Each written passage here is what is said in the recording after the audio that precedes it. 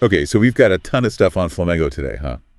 Yeah, seems like everyone's talking about them, right? I mean, especially with this Copa do Brazil final coming up. Looks like it's going to be a wild Oh, one absolutely, yeah. against Atlético-MG, no less. Huge rivalry there. Always fireworks when those two clash. Well, and we've got all sorts of angles here, right?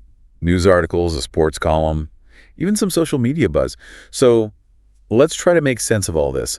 What's the deal with Flamengo right now? Right, let's break it down. For our listeners who maybe haven't been following every single detail, Yeah, totally. what's the big picture here? Why is this final such a massive deal? Well, first off, you got to understand the Copa do Brazil, right? It's a two-legged final, which means... Oh, yeah, explain that. Not everyone might be familiar with how that works. Sure, so basically they play two matches, one at each team's home stadium, and the total score from both games determines the winner. Gotcha. So every goal counts. Exactly. And the second leg of this final is at Atlético-MG's ground, the Mineirão.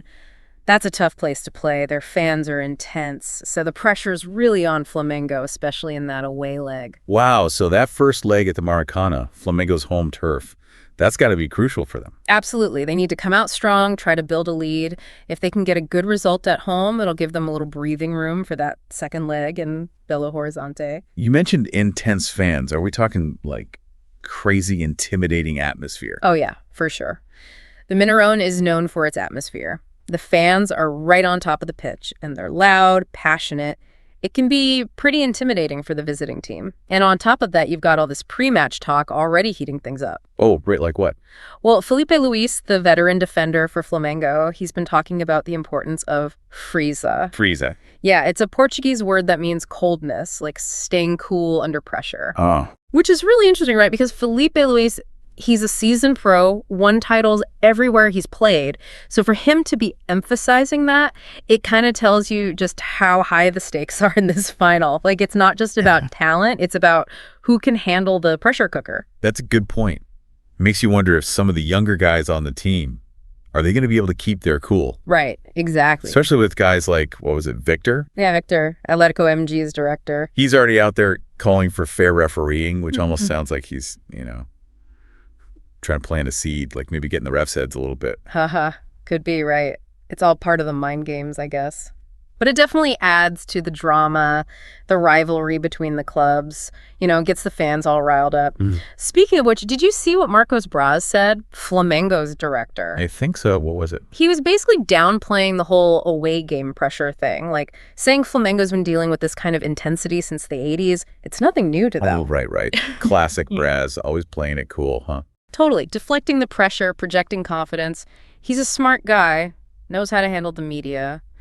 But it'll be interesting to see if the players can actually live up to that, Yeah, for sure. So it's not just the final they've got to worry about, right? There's also that Brazil-Iran match against Juventude coming up. Oh, yeah. That's right before the final, isn't it? That's a tough one to have right before such a big game. Yeah, just quickly for any listeners who might not be super familiar with Brazilian football, yeah. The Brazil-Iran, that's their national league, right? So it's a pretty big deal. Oh, yeah. Hugely important. So having that game right before the final, it's definitely a challenge. But, you could also see it as a good thing. Oh, how so? Well, it gives the coach, Filipe Luís, a chance to experiment a bit, Maybe try out some different lineups, see how certain players perform under pressure. It's a good opportunity to fine-tune things before the big one. Interesting. But didn't one of the columnists, Mauro Cesar Pereira, wasn't he pretty critical of that whole situation? Oh, yeah, Pereira. He's been pretty vocal about his concerns with the club's management, particularly with Landim, the president. He's pointed to all the controversies and turmoil surrounding the club lately, and he's basically arguing that it's creating distractions for the team. Which, it's a fair point. All this off-field drama, it can't be easy for the players to just block it all out and focus on the game. Yeah, that makes sense. So the Pereira's thinking all this is actually hurting their chances in the final. He seems to think so.